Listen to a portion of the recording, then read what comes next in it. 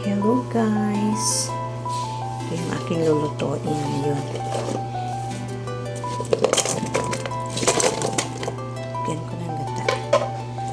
Paniod to. Yan.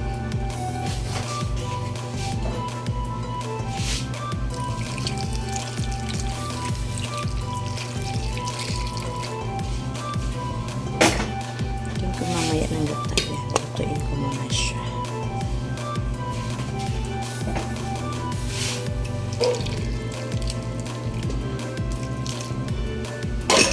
Ano lang simple ako magluto. Yan.